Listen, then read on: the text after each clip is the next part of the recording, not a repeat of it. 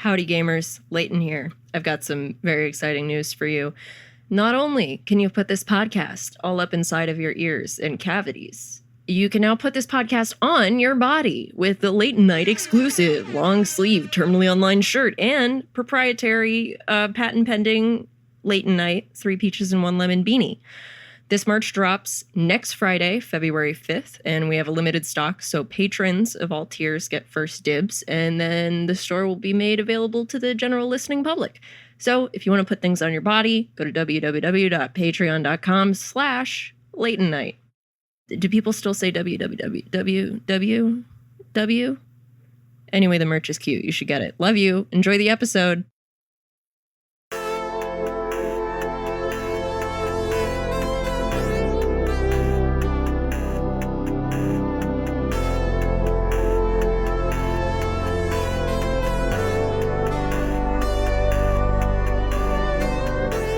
Should I have logged in with a different name than Sexy Keanu? No, it doesn't matter. I kind of want to post the tracks and be like, guess who this guest is? That's really good. I was thinking exactly that. Do it. You have been a highly requested return guest and frequent favorite episode response. Yay! I'm so lucky to be so blessed by fans. Welcome back. In our best of 2020, we played, do you remember our conversation about nipple secretions? Brian, how could I ever forget that conversation? Oh, I'm just asking. I don't like to presume. It's just one of the most important things that ever happened to me, so. It's a thing that I consider in moments of meditation. Like, what if? I mean, it haunts me literally a year later. It's like, what would happen if you got, like, impacted tit milk?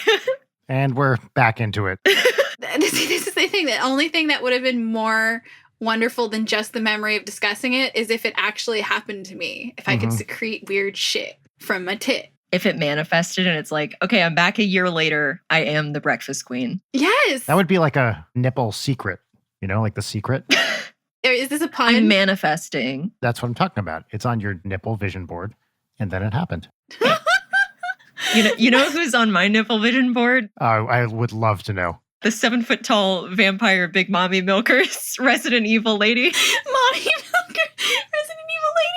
Crush me with those honkers. I have no idea what you're talking about. I don't think I can say these things because my mom will listen to this. She's not listening to this. She's so going to listen to this. She listened to the last one. Oh, God. Oh, well, then she might. Okay, then I retract my statement. All right, Mom, I'm gay. I just want you to know I'm bisexual. Also, you have full editorial control, so if you want us to cut anything out, we can cut it out. I mean, everybody knows except her. That's her problem. Do we just feature our first ever Leighton Night coming out? To put it as Phoebe Bridgers did, congratulations to all of you coming out, but I didn't have to. And then she posted pictures of her in like shorts, cop costumes. I don't know if it was a Reno 911 bit. I can't remember. Yeah. She didn't have to. And I don't think I have to either. Wait, she dressed up as Lieutenant Dangle from Reno 911. That's awesome. I think so. Let me pull it up because I stand Phoebe. That's bisexual culture. But yes, for Resident Evil Village, they dropped a trailer that everyone's freaking out about because like it's just a bunch of sexy ladies. And one of them is exactly what it sounds like. 7-foot-tall vampire woman with a claw hand and a big hat and just massive bazongas. She's huge. My entire timeline has just been like nonstop explicit fan art of this woman. Was this yesterday that this trailer came out? I believe so, yeah. I don't know. Time is fake in quarantine. I don't know how to get this to Brian, but I can get it to Leighton. What's this now? The Instagram of Phoebe Bridgers. Oh, yeah, Zencaster chat. That's great. I absolutely love the girl dressed as Black Swan, Natalie Portman in the front row, and then the girl in the beret. Yeah, that rules. Staring at Phoebe in awe. It's fantastic. Allie, what's your favorite Phoebe song? Right now, it's Funeral. Hell yeah. That song is like literal pain condensed into 3 minutes or whatever, however long it is. Funeral is just so sad. I love it. Yeah, same for me, but with Savior Complex. Yeah, Savior Complex has been last week's like endless loop. I legitimately heard that as Savior Complex when you first said it. She keeps doing like new arrangements of songs. I do want to see Savior Complex. See, now I'm thinking like, people set up Plex servers to like share movies and such with their friends. Like a savior complex would be doing some JOs with the bros. That's Yeah, great. that's fun. I don't know her music really at all. What should I start with? Just listen to all of Punisher, multiple Grammy nominated album. Punisher's fantastic, but like as a Phoebe bitch, I'm like Stranger in the Alps. Like you have to listen to Stranger in the Alps. That's an album or a song? Both of those are albums and the songs on the albums, I think. Actually, Stranger in the Alps doesn't have a song. Phoebe Bridgers is just like condensed millennial depression. Yeah. Mm-hmm. Oh, wow. She has a ton of albums. Well, she does a lot of collabs. She did a collab with Connor Bright Eyes. Oberst. Yeah, they're really good friends. They made Better Oblivion Community Center, which is fantastic too. Boy Genius with Julian Baker and Lucy Dacus. I don't know how to say her name, I'm sorry. But also fantastic. Okay, I'm going to pick one right now and listen to it and give my opinion. All right, I'm ready. All right, which one should I pick? Listen to Savior Complex. Okay. Yeah. 5th top track. Here we go. Savior Complex happening. You should see the music video for it too. I love it. Yeah, it was directed by the other Phoebe. Yeah, Phoebe Waller's Bridge. I can really hear the Bright Eyes simpatico here. I'm pretty sure when Phoebe records, she makes a little summoning circle and she like puts down like some sad objects like the tooth of a child or something like that. Baby tooth, not, we don't want to take any dead children teeth. I wouldn't put it past her. She's using one of these very effective, and I say this not as a criticism, cliches, which is 4 minor 1, which is always... I don't know what that means, but it's musical. It's just chords. Yeah, honestly, break this down. She summons Elliott Smith, I'm pretty sure. Yeah, I can hear that for sure. Yeah, Elliott Smith, Jeff Mangum. Yeah. Yeah, one of her songs is about Elliott Smith. Oh, yeah. Allie, is there confirmation that one song is about Connor Oberst? Like, which song? You're sick and you're married and you might be dying. Oh, wow. I can't sing. Moon Song? I actually don't know what that song's about. I just know that Motion Sickness is about... that shitty guy. That piece of shit. Yeah. This reminds me a lot of Sea Change by Beck. Do you know that album? I think I do. You have to describe the cover for me. It's Beck's breakup album. It's his big face, and he's got kind of like little swashes of color on it. Yes. Oh, yeah. It's a great album. That's great. I really like it. It is not the style of thing I often listen to, but I will check more of this out. She's a very talented lyricist, so I think that is what wins many people over. Oh, yeah. She just has like certain ways of like singing things, like something about her saying, start a big fire in our 1-room apartment. Like, fuck you, Phoebe. Enunciation. Yeah. What are y'all's favorite breakup albums? Man, I've been through a breakup. I've been married for almost 14 years, so it's been a while. I mean, in the terms of not a thing that you would listen to during a breakup, but albums that are a breakup album, such as fucking Fleetwood Mac. Oh. The worst one that came to mind for me is Hospice by the Antlers. That's not a breakup album. That's a bit worse than a breakup. That's a death album. Honestly, for me, Sea Change by Beck is way, way up there. I really do love that album. It's not a breakup album, but I think about it because I was going through a breakup when I heard it. It was also one of my favorite albums of all time. It's the unauthorized biography of Reinhold Messner by Ben Folds 5. Oh. It's a really, really great album. I have not heard it. I think it was kind of a flop for him. It has one song, Army, that got a bunch of radio play, but it's a really beautiful album. All right, here's my story about that album. I was listening to that when I was moving. So this would have been 2004. I was just graduating from grad school and planning to go on to a postdoc in Boston. And I was dating this girl out there. And I could tell that it wasn't really going to last very long. Actually, my highlight of that relationship, about a month in, it was kind of a thing where she was pretty clingy. And I was like, well, actually, I'm just about to defend my thesis and I kind of need some alone time to like think about that and work on that. And she said, well, look, Brian, I totally get that. I know you're a scientist and you're in grad school. You need your alone time. What I'm just asking you, though, is why can't your alone time include me?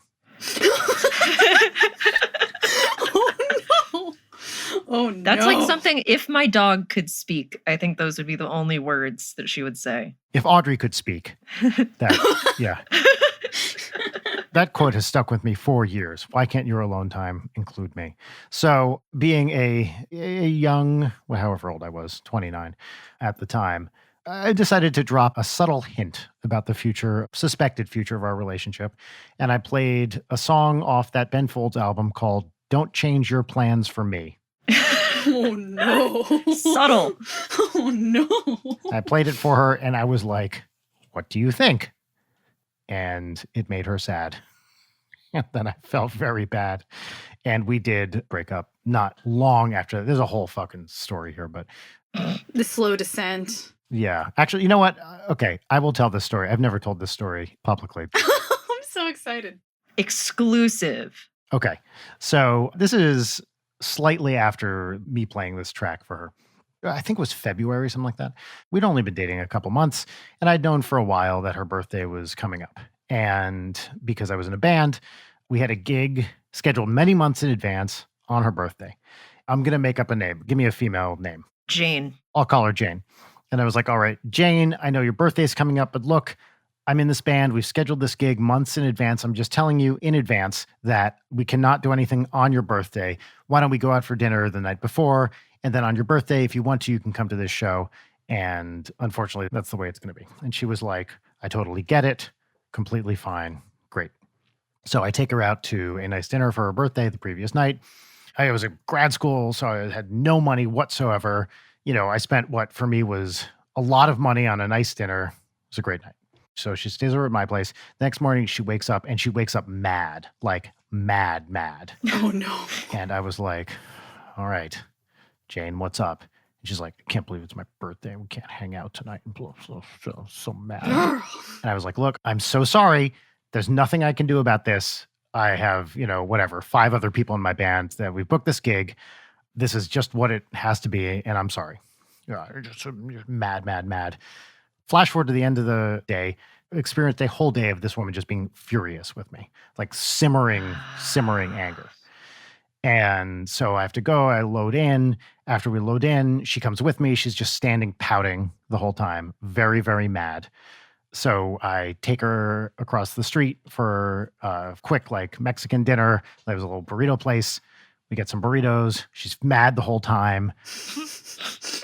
I'm just like, Jane, what am I supposed to do here? I'm a part of this band. I can't just leave. Flash forward a little bit more. We're in the gig.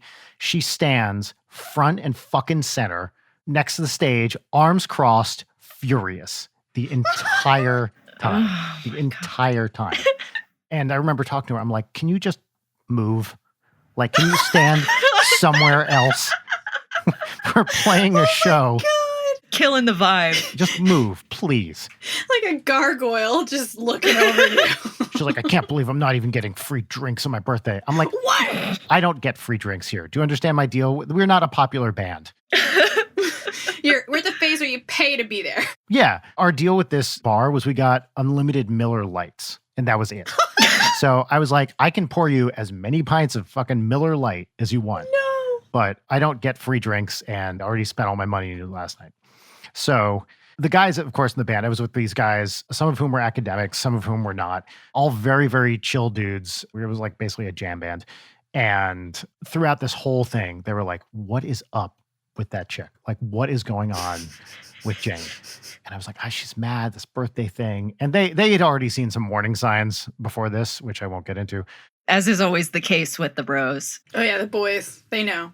Because she'd constantly told me, she was like, why do all your friends hate me? I was like, I don't think they hate you. Oh, no. I think you're just maybe a little standoffish around them. Well, that caused a whole argument, which I don't need to detail. I love that I just know this person and have had to encounter this person repeatedly. Yeah, exactly same. You know this person 100%. So anyway, one of our covers, we did a few covers. We were mostly originals, but we did a bunch of covers too. And one of our covers was a Ben Folds song. Here we go. Okay. But she did not put those two together. All right. So that's not even the point of the story. There's actually a coincidence from the point of view of the story. Oh, no. So the name of the song was Song for the Dumped. Excellent song. Prophetic. Do you know this song? Yeah, I love that song. It's a great song. It has a great piano solo in it. It's just awesome. So I'm like, I'm in this band. I'm playing a bunch of instruments. I'm setting up. I'm trying to deal with this angry girlfriend and the whole thing. And I hear the song being counted off, 1, 2, 3, 4. And as it's being counted off, she turns tail and storms out of this bar. And I was like, what the fuck is going on? And of course, the song's starting, so I just play it. No idea what happened. Get done with the gig. She was simmering before. Now she is full-blown rage. And of course, I have to break down, and then we leave. She comes back to my place with me. Why? I don't know. But she came back with me, and she's mad the whole time. She's like not even talking. And we go to sleep. I wake up the next morning. She's sitting up in bed, mad. And I'm like, Jane, what is going on? Like, why did you leave this gig? You're like, why are you so mad? One of the guys in my band is named Rusty. She goes, you heard what Rusty said. And I was like, what? She's like, before that song, the dumped song. And I was like, what did Rusty say? She's like, I know what he said. Like, I definitely heard it. I was like, just tell me what he said. She goes, when he was introducing the song, he said, this song's for everybody that needs to break up with their girlfriends, like Brian. And I was like, there is no way he said that. A, because I didn't hear it. And B, because he would not do that. He just would not do that. We loaded out at like 4 a.m. or something. I wake up at, 8 a.m. So we're up in bed. We're discussing this. And she's like, fucking call him if you're so sure. Call him right now. What? And me being a consummate professional, I was like, yeah, okay. Oh my God. I call Rusty and I'm like, dude, I am so sorry. Help me out here. Did you say this thing that Jane said? And he's like, no, of course not. Are you crazy? And I was like, okay, thanks. Go back to sleep. Click. Huge fight. We break up. Like that day, that morning, we break up. That sounds like such a fucking relief. Such a relief. Wow, she really like lived in her own world. Yes. And I admire that, but also it frightens me. It was nuts. So here's the coda to this story. Oh my God. They're close friends. I keep in touch with them. A couple years later, I'm back in San Diego, just hanging out with these guys. And we're just, reminiscing about the band, or maybe we were playing another gig or whatever. I can't remember. And I was like, dude, Rusty, do you remember that whole bullshit with Jane when she was like, do you remember when Rusty said, this song's for everyone that needs to break up their girlfriends like Brian? Can you believe she thought you said that? And he was like, of course I fucking said that. Are you kidding? He was like, you guys needed to break up and you weren't going to do it. So I took the initiative.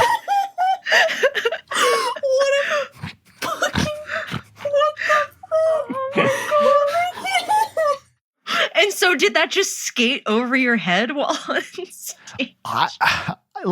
How I went for 2 years, not even thinking, knowing that this girl was wrong, that my close friend Rusty would never say this, never, ever in a million years. And then I was like, what the fuck? It's one of those like, oh my God, totally changed everything kind of things out of the blue. And I was like, you said you didn't say it. He was like, I was drunk. It was like, you called me 4 hours after we loaded out of a gig. What was I supposed to fucking say? I need to go back to sleep. Holy shit. That's such an incredible breakup story. Yeah. And also, despite Rusty's move there, probably for the best. Power play is how I would describe it. 100% for the best. How long had you been seeing her? Not long. I mean, a month into dating, she was like, we should move in together. It was that kind of thing. No! I don't think we went out for more than 4 months. I would be shocked if it were that long. Shocked. Oh my God. That's incredible. Speechless. Yeah. Shout out to Ben Folds, and also for the crux of that story not being what I expected, which I was like, oh, she's going to hear Song for the Dumb to not recognize a Ben Folds song and think it's about her. But no. Nope. She heard something far worse. Yeah. Of course, as you might imagine, I'm not describing any of her good qualities, of which there were many. She was a cool person in many ways, but she was definitely one of the more unstable people I had ever dated. In fact, probably the most. But, I hope she's doing well and that her life is great. But I'm glad I am with Rachel and we have the life we have right now. There you go. Yeah, it was meant to be. And by that, I mean it was meant to end so that something could be that's better. Yeah. So, Allie, I'm not sure if you and I have talked about this, but have we spoken about how I think baby coffins would make great dog beds? Dude, I think a coffin straight up is a great bed. You could use it as like a day bed. Yes, absolutely. So yes, baby coffins are abundant. You use them for showings and then they don't really get buried in them. They usually get cremated or something like that, apparently. Wow, talking about child death today. We got into it real quick. Real quick. Because I said my favorite song right now is Funeral by Phoebe Bridgers, which is about young person death. Because somebody's kid died, blah, blah. Well, you know, or may not know, that the composer Gustav Mahler has a song cycle called Kindertotenlieder, which is songs on the death of children. I can tell from just the etymology of Yeah. that. Woo! So if you want to hear some great lieder about a bunch of kids dying, check out Mahler. But we also don't recommend it because it's about child death. Well, they're also in German, so unless you speak German, it's great. Yeah. You know, it could be just about anything. Yeah, it's like, oh, this is happy. It could be about alive children. Do you know anyone that has a coffin bed, legit? Either of you? I know a few vampires, yes. What? No, I totally don't have a secret basement with, I don't know where you would get that from, my variety of coffins. That I certainly don't have a storage container containing human remain. What are we talking about? I usually go for a freezer. It just works better than a coffin. The putrefaction is important to me. Yes. Well, there's an episode of What We Do in Shadows. This is the Jackie Daytona episode, if you've seen this, which is very, very good, where he does, in fact, sleep in a chest freezer for a little bit. Is that season 2? Season 2, yeah. I haven't watched season 2 yet. Oh, season 2. So Matt Berry, you both know who Matt Berry is, I presume. Mm-hmm. Yes. He has to go on the run, so he disguises himself as Jackie Daytona, human bartender, and murders the owner of Lucky Brews Bar, which is, I think, somewhere in Pennsylvania, and then sleeps in a freezer in the back room. It rips. Yeah, Mark Hamill's in it, too. It's fantastic. Mark Hamill. I love him. Yep. Brian, you were mentioning a thing that you really wanted to talk about regarding copyright and emails, which sounds very exciting. Yes. So, to those of you who listened to our previous episode with our lovely producer, Jarek, my What's Poppin' last week was the Manowar song Metal Warriors. So, as we always do, we uploaded it to YouTube and got a copyright claim, not a strike. Our channel's fine. But got a copyright claim notifying us that our YouTube video of that episode has been blocked in some countries. And I am now going to read a list of those countries to you. This is a complete list of every country where episode 48 has been blocked. Cuba, Iran, North Korea, and Syria. What? Forbidden Manowar? So, for whatever reason, the Manowar song Metal Warriors is forbidden in Cuba, Iran, North Korea, and Syria. Presumably it's some sort of conflict-based blockage. They just really hate Manowar. They don't fuck with it. I mean, it's clearly just some stupid, whatever that label is, just has some copyright thing. But I was like, do we have any listeners in any of those countries? Probably the most plausible is Iran. But, I mean, North Korea, I would love it if we had a huge North Korean fan base. That would rip. Guaranteed not possible, but it would rip. Well, that's the thing is, can North Koreans even access YouTube? I would be very surprised, right? No way. No. All that's extremely regulated by the state. Yeah. The copyright claim that excited me even more was our very first one, Yes. which was for the inclusion of the song Christmas Shoes. So I kind of wanted to print a screen cap of that email and get it framed because of all the things that we could have possibly gotten struck for. I think that's a beautiful, beautiful, awful thing. It's like a business's first dollar that you get framed and you put on. Except it's the opposite. It's the first. Baby's first Christmas shoes copyright claim. Exactly. Do you know Christmas Shoes, Allie? No, I don't. I was about to ask. I was about to say, I actually don't know this song. I can't believe I've had the displeasure of introducing the curse, the scourge that is the song Christmas Shoes to so many people by now. I didn't know it either. Like, this was new to me when Leighton brought it up. This is like a month ago now or something, right? I just mean in life in general. Like, this song was fucking inescapable every November, December in living in the South. It got constant radio play.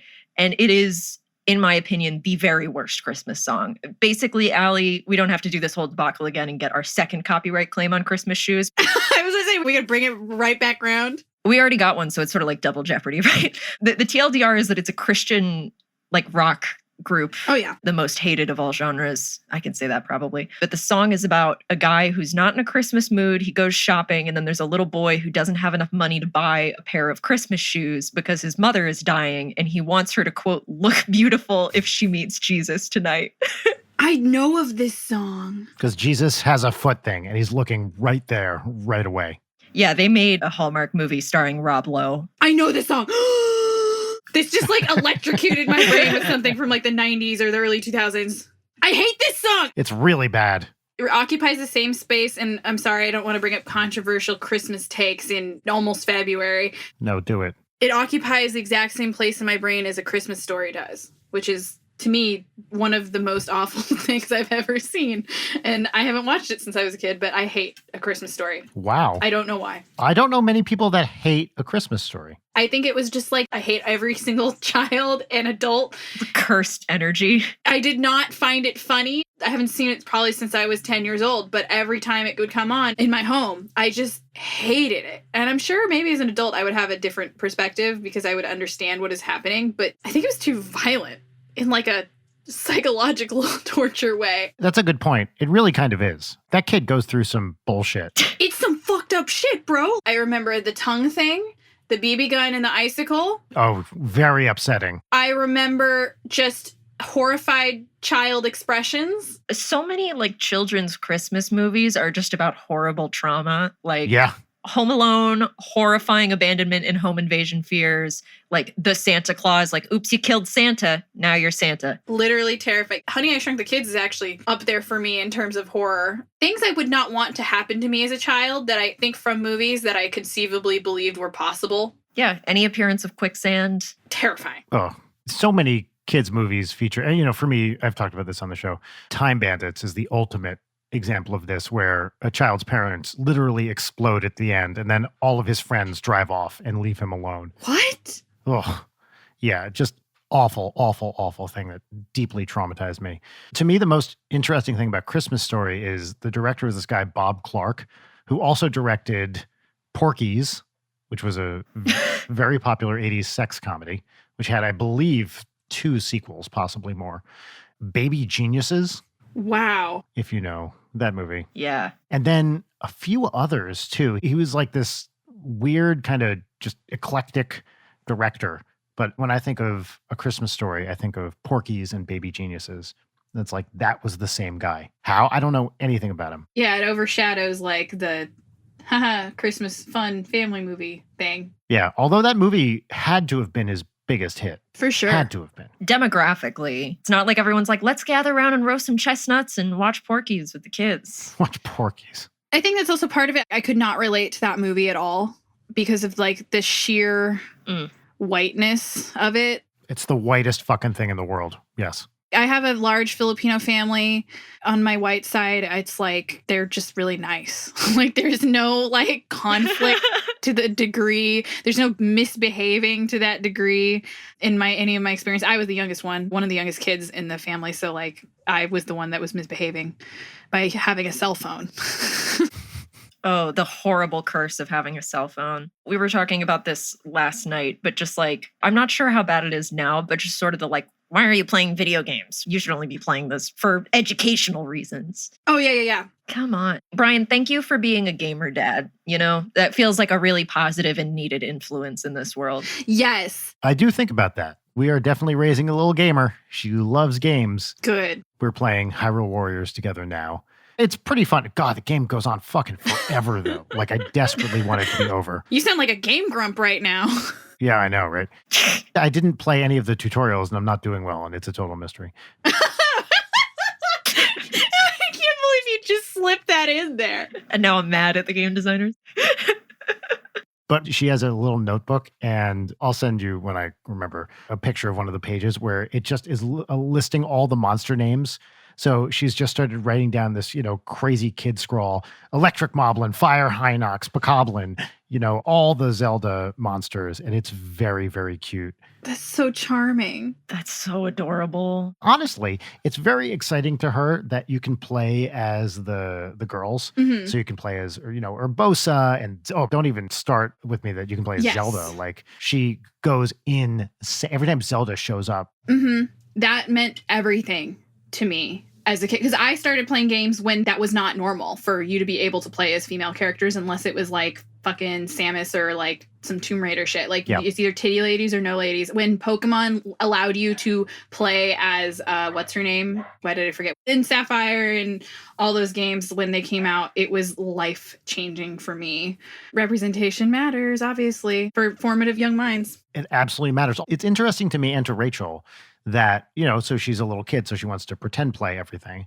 And so when she wants to play Mario or Zelda stuff, she wants to be either Peach or Zelda. And she always wants to be the damsel in distress. Like, she never wants to be a fighting or a character with her own agency. I think that's just because then it means Rachel and I have to do all the work. Yeah, it's less work. I mean, really, mostly Rachel. So if she's Peach and captured by Bowser, Rachel is usually Bowser. She can just be like, Audrey can like sit in one place and watch Rachel try to get her. Yeah, it's exactly as you say. It's like the easiest path to win. Yeah. I was like that with checkers. I made my dad let me win at checkers all the time. When I was a kid and my best friend and her little sister would be like, oh, we're going to play house. And my best friend would always be like, I'm being the mom. And I was like, all right, fine. And so I would be the dad perpetually. At a certain point, I was like, you know what? No, I'm going to be the fun aunt. I had such a good time doing that role that they were like, I want to be the fun aunt. It's 2 fun aunts. So, oh, yeah. That's much more fun. Speaking of coming out without having to come out. Exactly. In Hyrule Warriors, we just unlocked, minor spoiler, by the way, we unlocked the Great Fairies, which you can play as. Oh, hell yeah. Oh, I love that. Yeah. And so, float around in your giant flower and you're 3 times the size of everyone else. You just swat them with your hand. And Audrey was very excited that their big weapon, their big power up is basically they blow kisses at the enemy and it does a lot of damage. Yes. I love that. We did that and she was like, they have smooch powers. That is so freaking precious. Dude, I wish I had smooch powers. Like, you just blow a kiss and they drop dead. Yeah, that's the kiss of death. It's upsetting in Breath of the Wild when these very, very large creatures like essentially try to vor Link. I mean, in any game, you really just can't escape the horny. Yeah, that's true. The gaping maw. It's totally like, well, let's figure out the catalog of fetishes that the developers have here. Indeed. Let me open the book. Like, there's a guide and then there's the horny guide, like the sightseeing, the like, oh, major attractions guide. Yeah, it's like, why do we keep seeing the bottoms of their feet? Classic. God, every episode comes back around to fucking foot fetishes. Yes. All right, here's my question, my raising a gamer question for both of you. I recently uncovered a Wii in our closet, which is working, and we got a couple games for it. Since you are probably about the age where you would have been kids or, a little older than Audrey, but not too much older. If you had a Wii, what Wii games did you like when you were younger? I got a Wii because I got straight A's on my report card, which was not even in question. It was just like, oh, I have to get straight A's. Like, oh, challenging. Oh.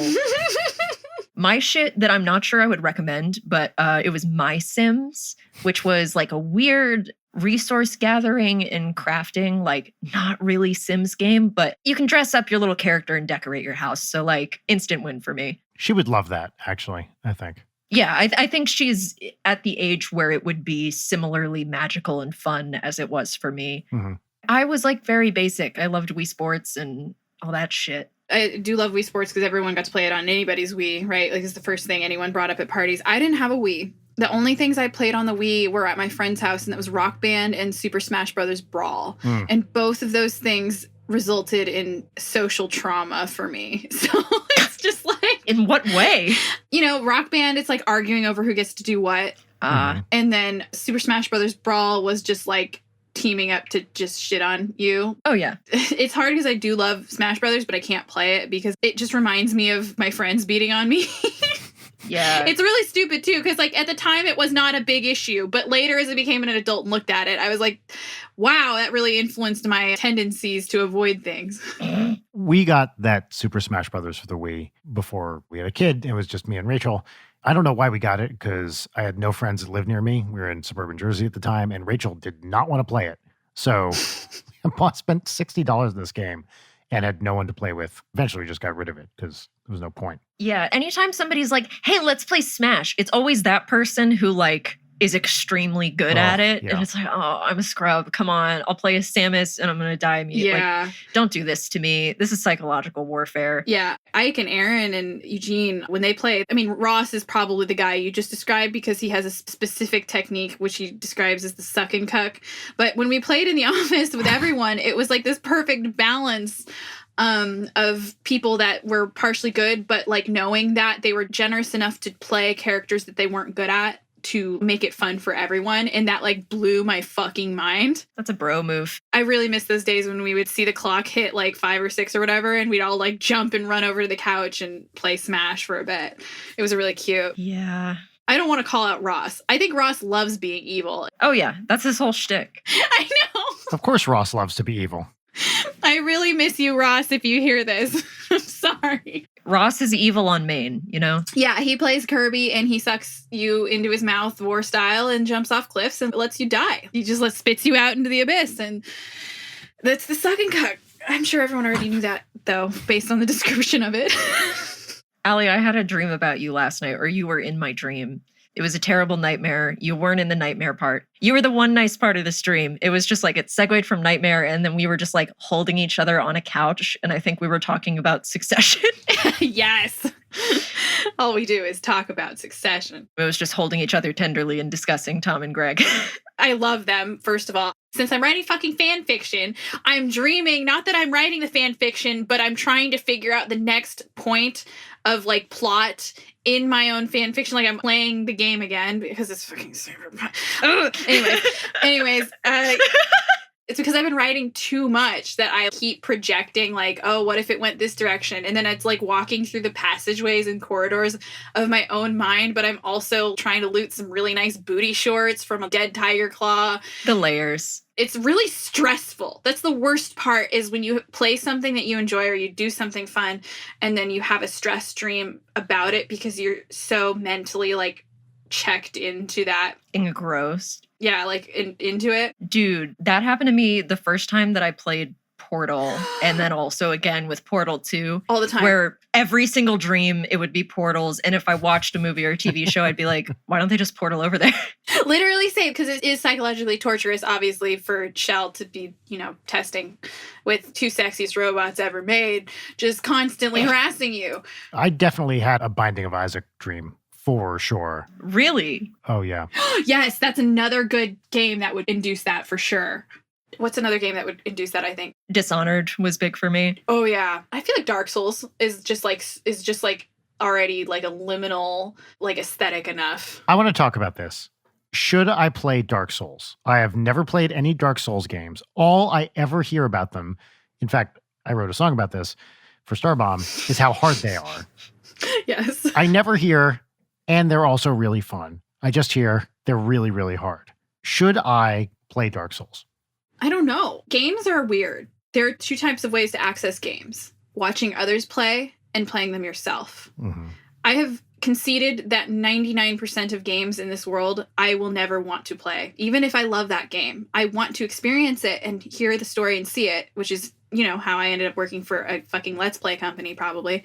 But your first step is, I want to engage. So you sound like you want to engage with Dark Souls. I can't decide. The next question is, do you want to just experience the story without having to control it? Or do you want to jump behind the wheel? That's the hardest part, right? Is like, okay, I'm going to buy this game, I'm going to play it, and I'm going to fucking hate it. And then I feel like, for me, I would feel like I'm a failure, so I wouldn't watch anyone else play it because I feel the obligation to complete it on my own. But like, I already took that step. I made that commitment. Like, I have to do it now.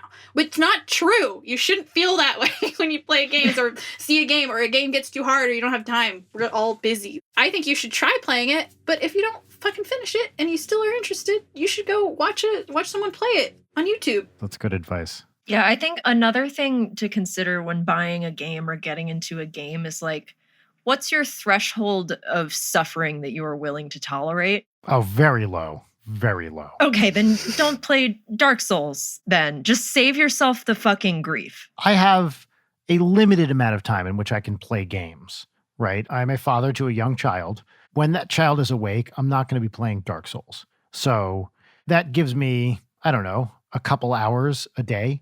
And what I don't want to be doing is bashing my head against a wall for 2 hours and then going to bed mad. Yeah. That sounds like the worst possible thing you could pick if you don't want that to happen. So Yeah, I already do that to myself for fun, like all the time with PvP games. So I can't recommend it solo either because it just becomes a regret. Yeah. And then you get sucked into it and can't stop playing it, like me with Dead by Daylight, which I've taken a long break from, but where it's just like, I literally cannot stop playing this and it makes me so fucking mad. Yeah, I don't have time for that. Overwatch is that for me. I fell off and then I started playing again by myself. And then I became like tunneled in just doing that action of playing that game and suffering over and over and over again. And it was just every night I'd go to bed mad for no reason. This is all on me. Yeah, my teammates suck, but it's on me to keep playing the game that's making me mad. So I just haven't played recently. I'm like so good at doing things that will make me mad on purpose. Oh, same. It almost feels like that's my mission every day of like speed running how angry I can make myself in the shortest amount of time, which is usually checking Twitter. It's literally me. I open up my phone, check Twitter, and I think, wow, I really just knew exactly what was going to happen. I saw the post that did it. And then I try to close it, and then 10 minutes later, I'm back, baby. Yeah, that's what the internet is designed for, to make you mad. Yes, it is. Everything, algorithmically is there for reaction. And reaction is easiest to get when people are fucking stabbing you in the eyes with Just mad. with horrible shit all day. I don't know exactly what I expected.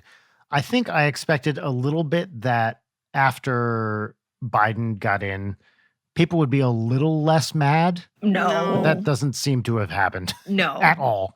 Not at all. We've entered a different era of anger where not only do we have the tears of the right, and then also now we just get to be mad about Democrats again, which is very different kind of rage, but one that surely runs through me like a fucking raging river with a little raft on it. And I'm on the raft and then I see shit coming up in the distance. And I'm like, oh, dear God. Yeah. At least the raft isn't actively on fire. Yes. So there's that. It's also just like social media removed consent from receiving information. And it's like, I don't want to know the news because I was looking at pictures my friends posted of their walk from that morning. I don't want to be beset by these things, and you don't get that choice unless you do the smart thing and unfollow everyone. It's like memorizing phone numbers. Just go to the profiles that you like. Yeah, or just never open the app. That's the other thing. Never create an account. I think I tweeted this yesterday. My favorite thing right now is I'm trying to do that less. So when I notice that I've been on Twitter too long or I've seen the same tweet twice because I refreshed and I'm frowning and I'm angry, I just close Twitter and I open up my own writing and start reading that instead. And it is the same result, essentially. But at least it's like I can't blame anybody except myself. Yeah. I was thinking about this the other day, Allie, and this will definitely resonate with you because of what you do. But do you remember early days of Twitter advice for anyone building a Twitter account was like, oh, you got to tweet at least 10 to 15 times a day or you're doing it wrong. Yeah. Yes. Do you remember that? Yeah. Yeah, I remember. That is so destructive. Yep. I mean, for my personal account, if I tweet once a day, that's more than usual. It's like once every few days at this point. So I should probably preface this because people may not know this about me. I don't know if I said this in the last interview we did either, but I'm a social media manager and I have a lot of skill in understanding social media, but I'm also the most hyper fucking critical anti-social media person there is. And every single website will try to convince you as a business for your own benefit that using them the most that you could possibly use them is of great benefit to you. Yes. They're piggybacking off of you. They rely on you as a Game Rumps, as Ninja Sex Party, as anything with a following that exists. They want to consume it. Yeah, you are capital. Yes, you are we are all just fucking sheep, essentially, for this, like, machine that's making noise instead of wool, I guess. But it's not true. Like, none of it's true. Like, you don't need to do any of that. You can just share the information that is fucking relevant to your brand. Sharing information is so valuable because no one does it anymore. They share opinions and then try to convince you that it's just objective fact as opposed to an opinion. It's horrible. Oh, yeah. I think about this all the time. I am so reticent to share my opinions about anything for many, many reasons. Number one of which is, why would anyone care? Number two of which is, I mean, I'm a scientist. I don't want to say something unless I'm pretty sure it's right. And just having some rando opinion about something, anything I can't back up, I don't want to say. And this is not a philosophy that most users of, especially Twitter, seem to espouse. And I'm not criticizing this necessarily as a take. I think it's a fine way to use the platform. But it is something I think about a lot, which is like, I don't want to just put some dumb old opinion out there too. Like, I want to be adding to the conversation in a way I can back up and defend as useful. That's what a podcast is for. That's why you have a podcast. Yeah, here, I can just spout off any old bullshit. You consented to listening to this podcast by nature of clicking on it and then getting an hour into the episode where we haven't introduced the guest or, you know. Oh, that's a good point. We should probably do that, as well as ourselves. Everybody, you're listening to Late Night with Brian Wecht. My name is Brian Wecht. Standing next to me, not in person, but in spirit, in an audio capacity, is I'm Leighton. What's up? I wasn't sure which one of us was standing next to you in spirit. No, see, but you're cuddling me in a dream. Oh, I feel it. If I close my eyes, I can just squeeze. Really beautiful. Hey, who are you? What's going on? Who are you? I'm Allie. I think I had the same struggle last time. When I introduced myself, I go by NUTBOY on many platforms because I threw it at a wall and it stuck, and I love it. And I am a person that does things. It's just, I'm an artist there. I'll go with that. That's always the one I fall back on because it was the easiest one to prove. You got tangible evidence. Yeah. Like everyone's going to question your identity. Yeah, I could say I like produce things, but it's like, oh, are you sure? And I'm like, I don't know. What a dick move for someone to say, I'm an artist, and someone else to be like, no, you're not. Yeah, well, it's always not even that. It's like 10 minutes later, or they're like, oh, you're good. That wasn't the point of me claiming this as my like epithet or identity. It's just that it embodies something that I think about a lot and would like to be part of representing me. It doesn't mean that I have to be good at it, but thanks. Yeah, it's like artist parentheses derogatory. Yeah, sorry. Exactly. Okay. My name is Allie. I go by NUTBOY online, and I am an artist. And in parentheses, you need to put the word derogatory after. Great. Thank you. Filthy artists. Artists are cowards. Just an idiot. I think I actually put that in my bios. Professional idiot, right? Yeah, professional idiot. And it's not self-deprecation. I'm fucking fabulous. Like, I know that. I just love not giving a shit about bios or introducing myself. Figure it out your fucking self. Like, look at my posts or whatever you're looking at. Look at Instagram. I don't care, because now I'm thinking about social media. Just look at it and you'll figure it out. If you can't figure it out, then go somewhere else. Then use Google, you know? Yeah. I've decided that in the context of NSP, the most self-derogatory thing I can write is fan favorite Ninja Brian, which feels very fun to me and extremely dismissive. I love that. We touched on foot fetishes briefly, and it triggered a memory of like... I want to touch some feet, though, not the fetish. Yeah, I got to get outside. Milady, would you perchance care to display to me your sweaty toesy-woesies? Is that from something? No. That's really great. It's from my brain and my final 4 brain cells rattling around in my skull like beads in a spray paint can. I love that, yes. Anyway, I was in the office and I was like checking in on Power Hour shoot. I want to believe that I didn't bring foot fetish out of nowhere, but we got on the topic of like, I was saying thoughtfully to Dan, like, you know, I think maybe the most benign fetish you can have is a foot fetish, because it's just sort of like, I don't know, you want to eat my shit, like, I'm going to go. But if you just want to jerk off on my feet, like, I'm fine with it. And then Dan looked at me like I had literally lost my mind and was like, really?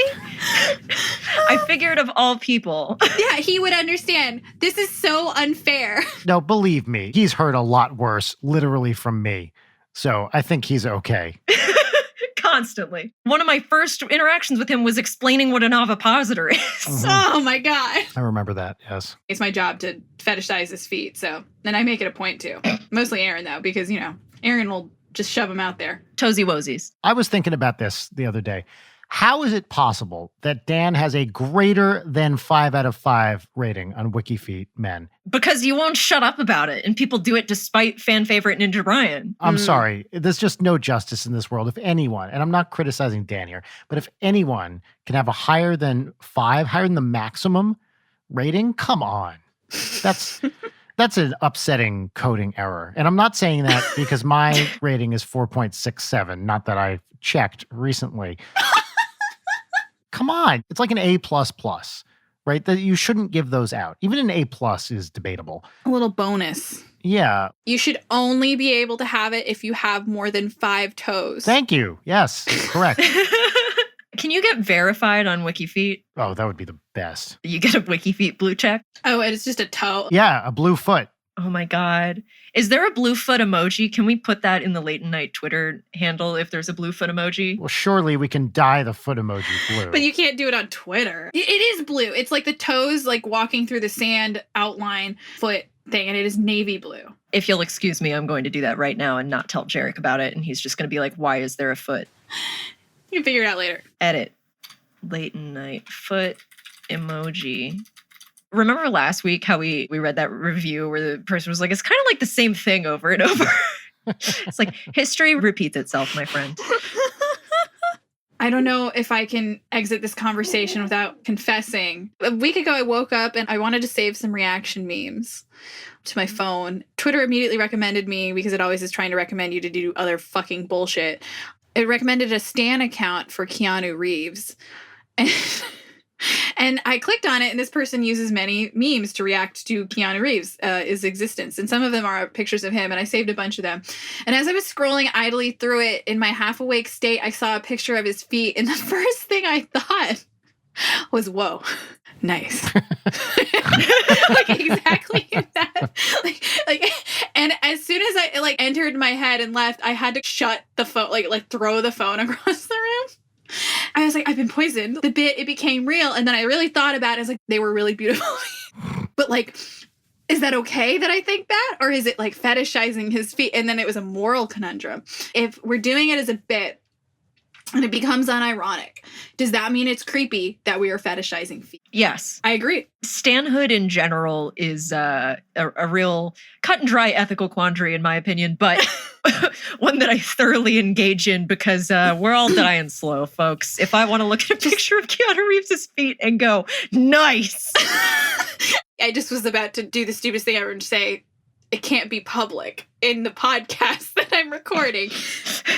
But this is buried enough. We're an hour and 5 minutes into this or whatever. Jarek, make sure to clip this next part. Okay. Please put this on blast. Shove it at the beginning of the episode. Mail it to his agent. But it's I don't want someone to accidentally Google their name and find me being fucking weird about them. I don't like that. Yeah. If anything, it has to be a bit. It has to be very clearly a bit. And obviously, I've just proven that it's not really a bit deep in my heart, I guess. Because it was so knee-jerk, so instinctual. Literally why I don't Google my own name. Exactly this reason. Same. Oh, I don't want to know. I mean, I will search the tags on Archive of Our Own for my name. Of course I will do that. That is a journey. The other stuff is being slapped in the face. Honestly, the main reason I'm not going to Google my own name is because I don't want to see people hating on me, not because of weird sex stuff or whatever, but I don't want to see anything upsetting. Negativity. Yeah, exactly. I'll save myself the grief. Yeah. My therapist was like, so what do you feel when you Google yourself? And then I laughed and was like, that hasn't happened in 3 years, doctor. Yeah, why bother? It's funny because people on the other side, they will say things like, how did they not know that people were talking about them like this? It's such common knowledge. Well, no one occupies that side of perspective, right? Of looking at me. I wake up, I take a shit, and I don't think about Googling myself because I am me already. Yeah. Whereas other people are interested. It's not evil to be interested in a person. No, you just have to get away from it. You cannot base your identity on what a bunch of random people on the internet think about you. It's unhealthy and unproductive. Mm-hmm. Because they literally don't know you at all is the thing. No, not at all. And you can't convince them that, though, either. Yeah. Oh, they think they're correct. They will take their word over anybody else who actually has known the person for God knows. Everyone should take everything that they see as if it's the tip of an iceberg, but in practice, everyone believes that they've only been looking at the iceberg that's below the water. So, and then the Titanic fucking sinks, and here we are. Can we ask, as with all things, do they actually mean it is a valid question? But when people on Twitter say, "You okay, bro?" No, they don't give a shit about you. Like, fuck no. I know that. But to what extent is that just a meme and they're just repeating a thing versus actually weirded out?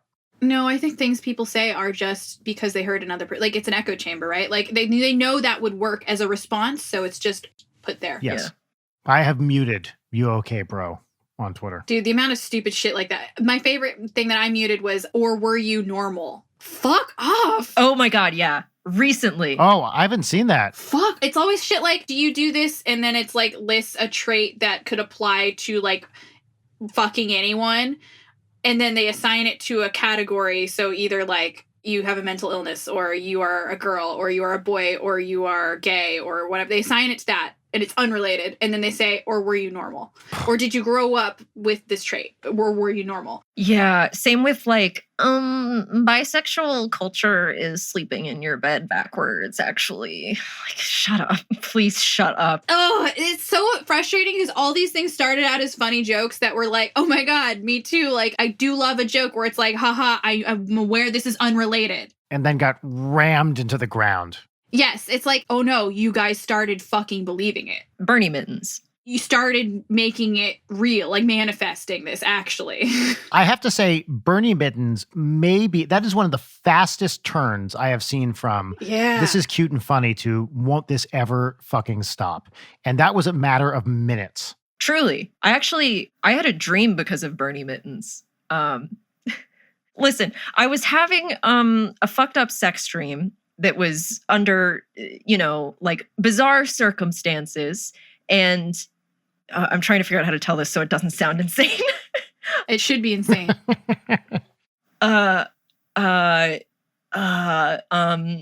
Anyway, so I was having sex. Listening to you figure this out is extremely entertaining. Because I'm trying to put it. You're a Leo. You should be more confident than this. There was a sex dream. Realized the door was open. Looked over. It was Bernie Sanders in mittens. Watching us. And we were both like, oh my God, I can explain. And then he just gave a look like, you crazy kids. And then gestured with the mitten, like, go on, and then left. Like, you guys have fun. Like that kind of thing? Yeah. Bernie's down with the sickness. But did he shout it, and did you feel like you were being abused? Oh, my favorite Twitter drama. He was gentle and... I'm salty today. I'm sorry. I did not sleep well. I was reading too much manga. I'm like really bitter today. And it's also because I just haven't fucking finished my fan fiction, like blue balls about writing. So I'm just bitching about everyone else online because I can't make anything online. As always. We should move on to segments here. Because oh yeah, the sex dream that involved Bernie mittens. Yes. It's the death knell for this conversation. Was that your what's poppin', that dream? Everybody come check it out. It's going to be on Braindance Cyberpunk 2077. You can experience it yourself. It's first person, baby. It's like VR, but better because it's in the video game already. Our first segment, Allie. Yes. Is our pop culture recommendation segment. I love that. I didn't prep Allie at all. I'm not ready. Okay. So, like, definitely just drop it on me like a bomb. Like the bomb that they dropped in Arasaka HQ in the video game Cyberpunk 2077, which I highly recommend. Me and the boys on the way to bomb Arasaka HQ. Let's go. Blast that chipping in, bitch. Goodbye. We're playing chipping in. I have brain rot. I have a disease. Last time you were on the show, which was close to a year ago, did we even do What's Poppin'? Was that a thing yet? Do you remember? I think it was pre-Ethan. It was pre-Ethan.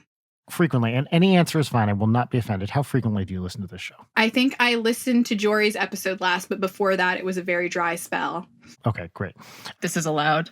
I have to say, people want me to keep doing this What's Poppin' bit, and I am not feeling it anymore. Wow. I think I have moved on from the What's Poppin' bit. Are we reinventing this bit right now here? I think we have to. This has never happened in the history of my life. I have lost the mojo to annoy people in a specific way, and I need to figure out a new thing. And we can do that now. I think I might just need to reflect on this, but what I would normally do here is a very extended introduction building up to a bit that seldom works. And that I scream at you for. Am I in the pit right now? I have moved on from this bit, and I don't know what I'm going to replace it with. Of course, as all things on this podcast, this is a discussion between me and Leighton. Leighton, am I being gaslit? Shut up, Allie.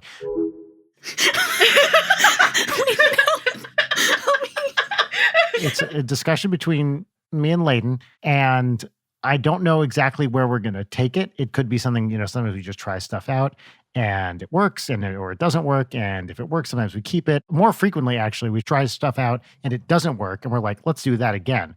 That's kind of the MO of this podcast. Right. So Allie can't hear us right now, right? No, she can't. So I think if you can play the worst thing possible on your piano, I want you to pull out the worst thing possible and then act like that's the What's Poppin' theme song and present it as if it is brilliant. Okay. Allie still can't hear us. And she's going to be so surprised when she hears this. Yes, that's right. Okay. All right, Allie, back on. Hi. Where did you guys go? That was weird. Yeah, well, it's called the internet. Like Lawnmower Man style. We descended into it. The theme song, what I've decided to do based on consultation with Leighton is I'm going to write a new theme song right now. I'm ready. Or I'm not ready. If he fucking sits here in silence, I am going to drive to his house and kill him. The worst part is, as this goes on, I'm beginning to remember a moment not unlike this from the first time we recorded together.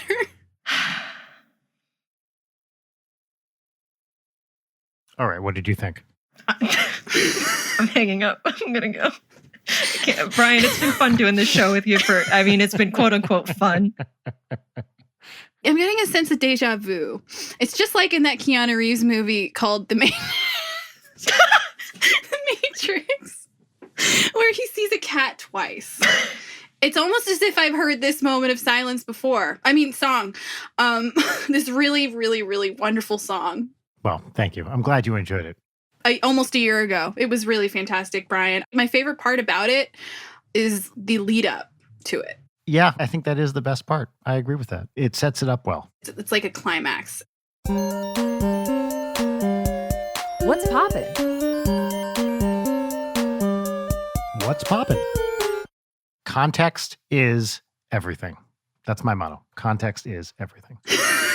Okay, so now we're in a dilemma because now this is the point when I say, Leighton, what's poppin'? And she gets mad at me because I just did a bit. So I'm going to go first with my What's Poppin'. Brian, what's poppin'? Thank you for asking, Brian. Here's what it is.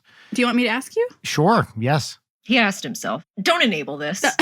I'm scared. I'm being torn between my two friends right now. It's really stressful. I don't know who to make happy and at what cost it would be. But Brian, you know what? What? What's poppin'? Yes. Well, thank you, Allie, for asking. Leighton, I'm sorry. Leighton, will you forgive me?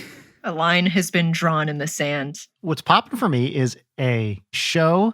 Actually, I saw this as a live show in New York a couple of years ago, and they recently filmed it and put it on Hulu. I don't know exactly what you'd call it. It's like a one-man magic/mentalism show called In and of Itself by this guy, Derek DelGaudio. I want to tell you absolutely nothing about it, except to say that seeing it live was an incredible experience in New York, directed both the stage and the film version by Frank Oz.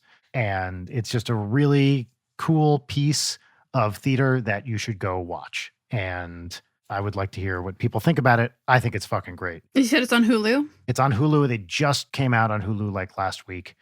And it is a very compelling, cool story with some amazing feats of mentalism/magic/ whatever you want to call it. And I want to tell you nothing else except go watch it. It's a cool piece. Does it have El Ropo?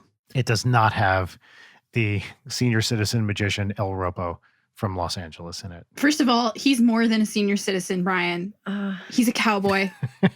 Thank you. He's an ex-wife guy, you know? We really need to carve out space in our society for ex-wife guys. Yeah. It's really, really great. I think it's very special. I find it very moving.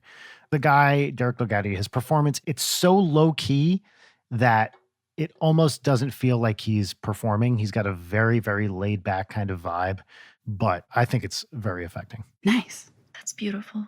Leighton, what's poppin'?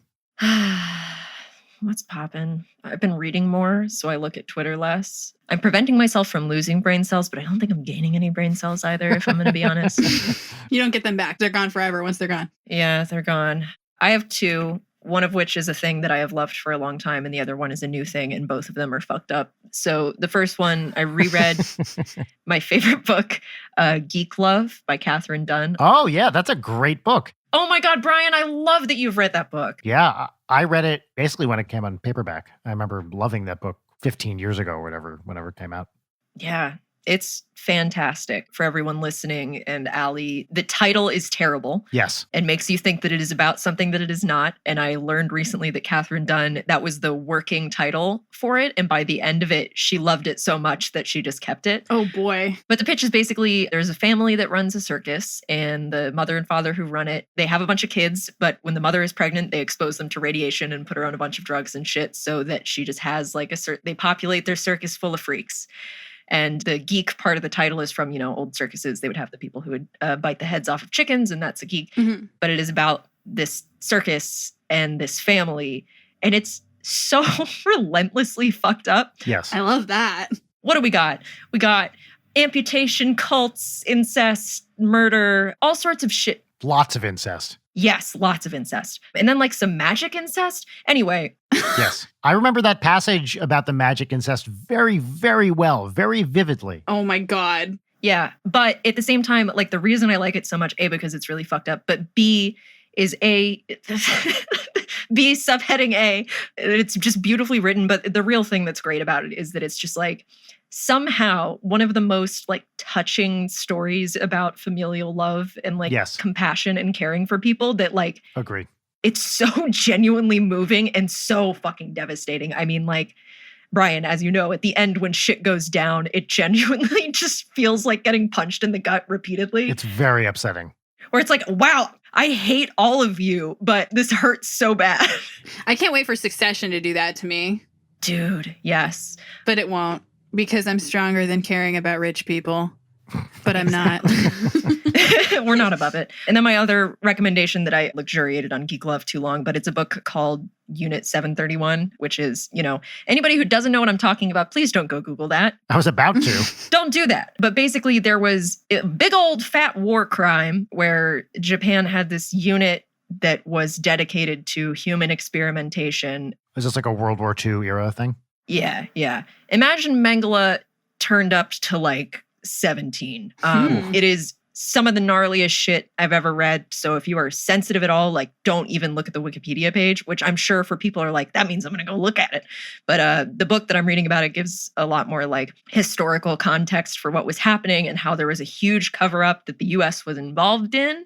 It was very Operation Paperclip, right? Where they found out that like they had done all of this insane human experimentation in the most vile ways possible. And they were like, well, we don't want the Soviets to get this information. So we'll pardon all these war criminals and send this shit up to Harry S. Truman, and we're just going to hold on to it. And then they can just come hang out here. God. Yeah, exactly. And so like the first part is the historical context, and the second part is like firsthand eyewitness testimony of everything that went down. And whoo! I recommend, but I don't recommend. Also, the actual name of the book is Japan's Infamous Unit 731, Firsthand Accounts of Japan's Wartime Human Experimentation Program by Hal Gold. Wow. So if anybody wants a fun, light beach read, Geek Love and that one. You are vibing. I'm vibing. My brain is so full of worms. Allie, what's poppin'? All right, what's poppin' with me? I stayed up all night catching up on a manga that I really love, and everything right now, because I'm writing fan fiction, is extremely oriented towards like romance as a concept. So this series is called Maho Tsukai no Yome, but it's called The Ancient Magus. Is it Magus? I always thought it was Magus. Yeah, but I could be wrong. I don't know either. Ancient Magus Bride. It's a story about a monster creature that takes an apprentice, but also, this is so weird, it takes her as his wife, but nobody in this story has the maturity or understanding of the words that they are using, essentially, because they're not human.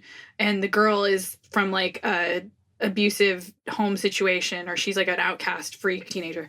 So she has these magical properties, and she is being taught by him to use them, and also is like, okay, wife, but it means absolutely nothing. And the entire story is about the nature of that relationship changing, because it's a lot about the character with the promise and talent that everyone is prophesizing will do great, becoming self-sacrificing and being really depressed and not really giving a shit about themselves. And basically, Harry Potter, throwing yourself into danger every fucking second possible because you can, and it's like your job or whatever you think. And then growing beyond that and becoming a person that cares about yourself because other people care about you. Wow. And then also realizing just because you've been around for 2 million years or whatever as your monster man doesn't make you a grown person as a human if you're trying to live as a human. It's a really beautiful story. It's fucking gorgeous. It reminds me a lot of your favorite book, Deathless. Yeah, I obviously have a repeat theme of interest, which is just like fucked up magical folklore shit. And this series is exactly that. The other thing that I really love, because I want to have 2 pop-ins, is the second Ghost in the Shell movie. Oh, shit. Ghost in the Shell Innocence, which is, to me, a perfect fucking movie. Brian, have you seen Ghost in the Shell? Leighton, I know you've seen Ghost in the Shell. You know what? It's one of those I've been meaning to for years, and I just never have. It's extremely good. I've been waiting for the remake with Natalie Portman. That seems like the way to see it for the first time. Okay, sorry. I just had to get that out of my system. Natalie Portman? She's cosplaying not only as an Asian woman, but also Natalie Portman. Yeah, there's 2 things happening at once there. Wait, who is actually in the remake? I can't even remember now.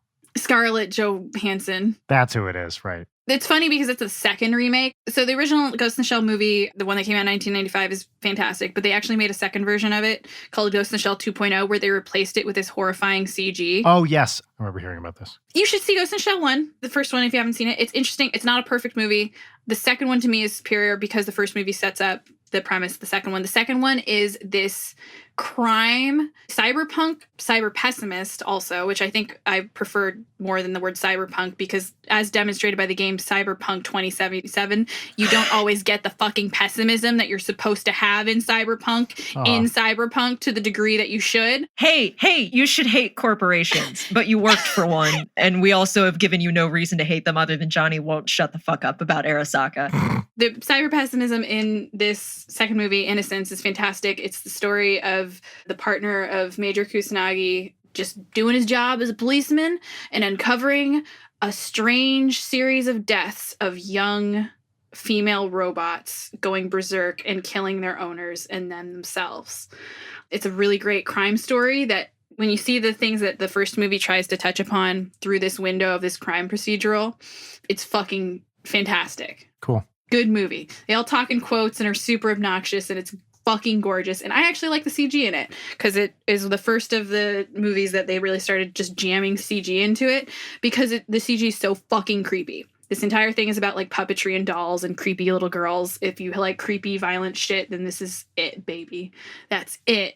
Hey. Also, if you want just like the coolest cyberpunk fits. Yeah. This is like Allie and I had to have a conversation last night that was like, so we're not going to be extremely on our bullshit tomorrow, right? Like we can't talk about Ghostface. We can't talk about Johnny Silverhand. We got to put rails on this. I think it adds a lot. I had a meeting before this with, the gang, the work gang is our meeting day. Mm-hmm. In the middle of it, Borif, my wonderful friend and fellow producer Borif, says to me, "Oh yeah, Allie, you've really been into that cyberpunk game." My immediate reaction is to become so unbelievably fucking flustered. It's like having like a crush. Oh my God, I want nothing more than to talk about this thing. Yeah, I do like that game. And then it's also just me screaming because I'm like, don't bring that up. It's like, I hate it. I hate it. I don't want to talk about it. It's, I hate it. It's terrible. Yeah. But Ghost in the Shell is way better than Cyberpunk. So please watch Ghost in the Shell 2 Innocence in the first one if you haven't. I love it. All right, Leighton, do you want to introduce our next segment? Yes. This next segment is a gratitude exercise where we each share one lemon, which is like a petty thing that upsets us. And then we each share 3 peaches, which are things that we're excited about, grateful for, like can be as petty as you want or as deep and meaningful as you want. So that's what we're going to do now. This is the theme song. Peaches and lemons. Peaches and lemons. Lovely. Okay, I am going to be honest. This week, I could not think of a lemon.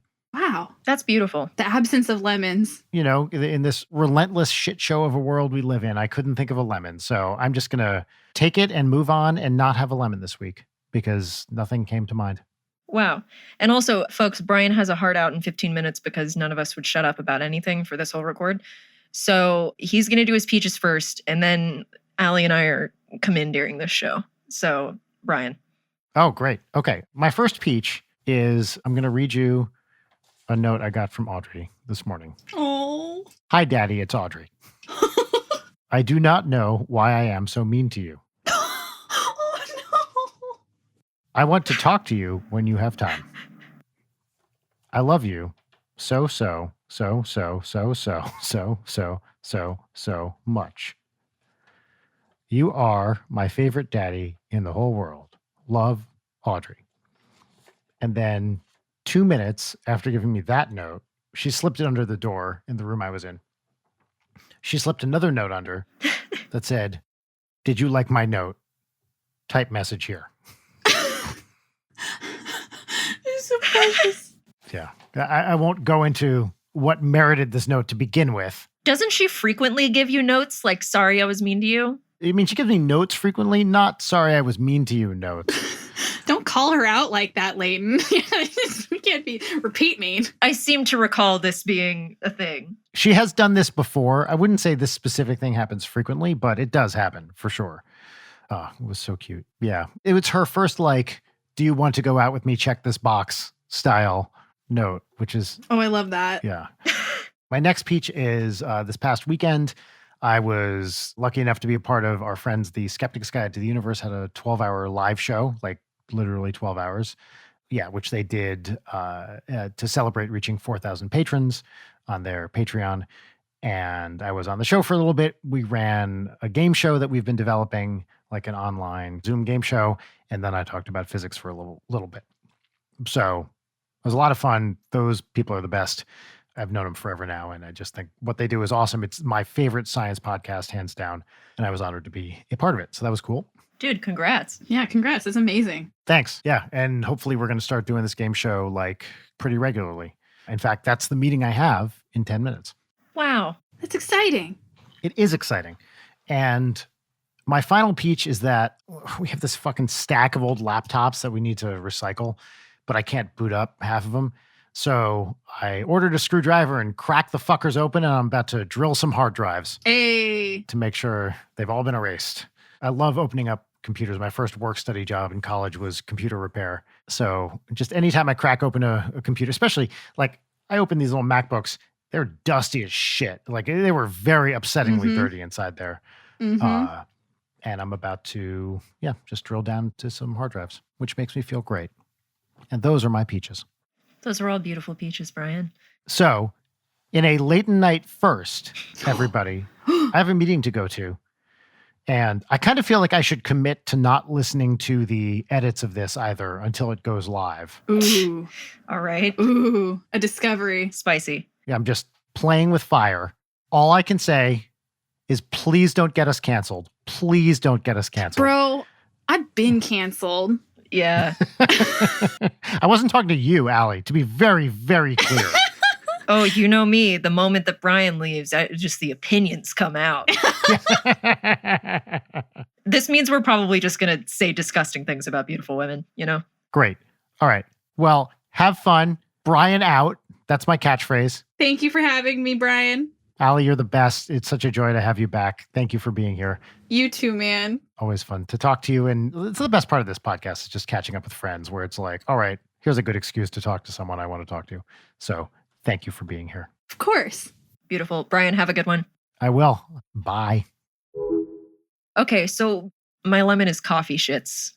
Folks, let's get real. There comes a time in the morning when you got to take that coffee shit and you want it to be satisfying, but sometimes you're terrible at taking care of your flesh prison. And so it's like an ordeal. You know what? I'm going to amend this lemon to sometimes you have a meeting. Sometimes you have a meeting. That's my lemon right there. Sometimes you have... Every day I have meetings. Every day I have meetings. Why is it always that you get stuck taking a shit when you're like almost late for a meeting and then like you panic and you're like, I gotta squeeze this one out?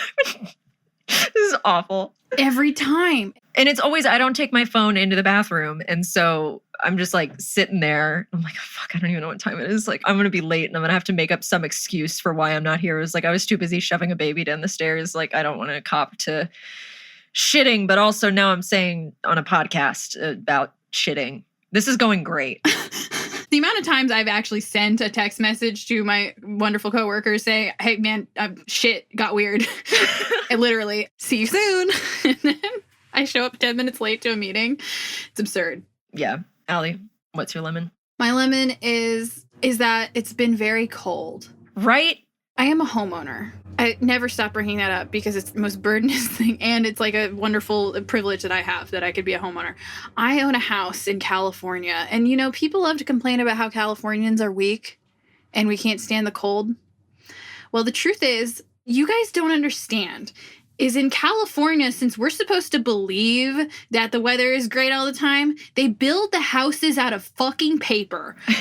It has been super fucking windy. We've been having a windstorm here for maybe last 3 or 4 days. And like an ancient Victorian home, I can feel the wind through my closed window. It rattles the blinds. Dude, you got to get like a long white nightgown and like a long candle holder yes! and just like really frilly and talk about your dead husband. Yeah, shuffle through the halls wailing. Like, I have been so cold, and we have central heat in my home, but we also have a space heater in the room, and none of it is enough to stop the flow of air from outdoors into my little corner of the bed. So I've been sleeping like a little polar bear wrapped up in like hundreds of blankets. Well, everybody else in my home is fine, of course, because I'm just the one that sleeps next to the window. Everyone says like, you know, oh, people in Los Angeles, they can't handle the cold. And it's like, you're fucking right. I'm a baby. I've been here almost 4 years. Like I've lost all of my cold tolerance. I bitched, you know, because it's January and this is when it finally becomes cold for LA. I bitched like, oh, it's summer. When is it going to be cold so I can wear double jackets and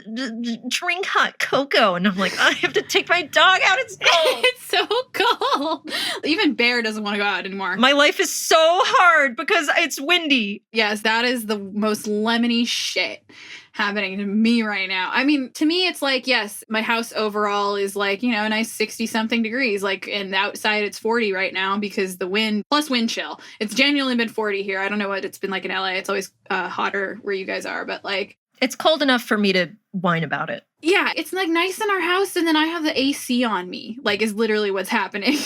I wake up cold. I have strange dreams because I'm shivering. It's fine. I sound like a dying Victorian child, but it's not that bad. I sleep okay. It's the vibe. But I have been sleeping worse than usual. You just carry around a little lacy handkerchief, and then at a certain point, the piano music is going to swell ominously, and you're going to do a dainty little like...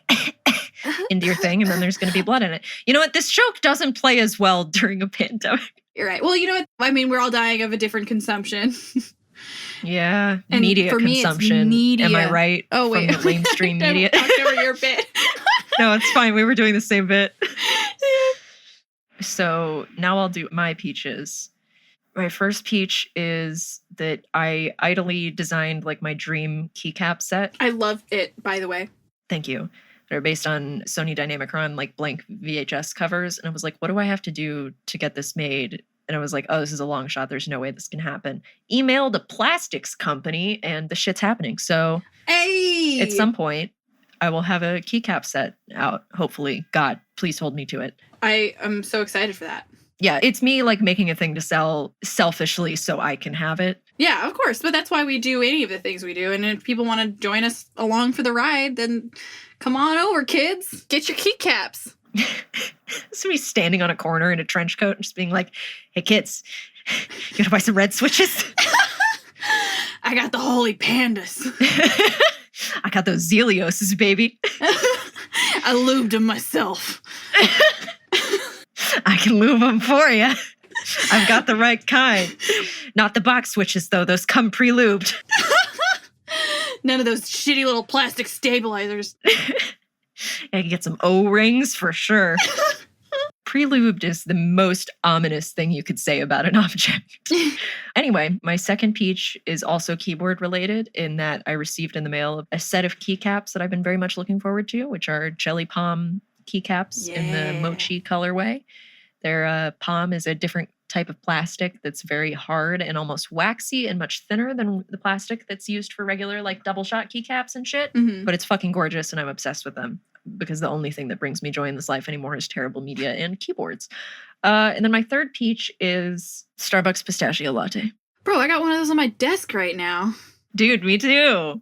It's so good. I hate how much I like it. Starbucks is my one corporate indulgence right now. And like, why is it so good? Like, seriously, pistachio latte sounds like it would be disgusting, but it's not. It's that amaretto shit, baby. It's that amaretto shit. It's why those Milano cookies taste so good. Have you ever had the Milanos that are amaretto, not just the plain chocolate ones between the two? There is an empty bag of Milano cookies on my nightstand right now. I don't want to talk about it. There's literally one on mine too. I had to do like a whole like nightstand sweep the other day where it was like, this is the detritus from my late night sleeping pill induced snacking. And it's just like, oh, so this was like an entire box of Pop-Tarts and also Lucky Charms cereal bars because I'm 5 years old and I eat Lunchables for dinner. I love that, though.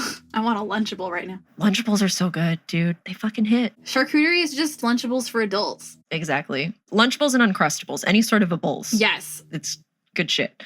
Allie, dearest Allie, tell me 3 peaches. My first is that my mother has gotten her second COVID shot, so she has been vaccinated. Oh my gosh. And I'm happy. My dad is also figuring out how to get his because he is within the age group that he can get one. So soon it will be only me and my dog and the love of my life sitting around being vulnerable as fuck, wondering when we're ever going to be able to go outside again. This is a nightmare. That's beautiful. That's a positive. Yeah, it's good. I haven't been to a Target in 7 months, probably. It feels 3 months, maybe. I'm ordering my groceries. The only thing I was going out to get still was groceries and weed. And the only thing I will get now is weed because there's less people there than at the grocery store. So I'm ordering my groceries. I'm just thinking, wow, I wonder when I'll ever get to go outside for fun again. Just like idly wandering through a Target and being like, the home goods. I do want that set of plates.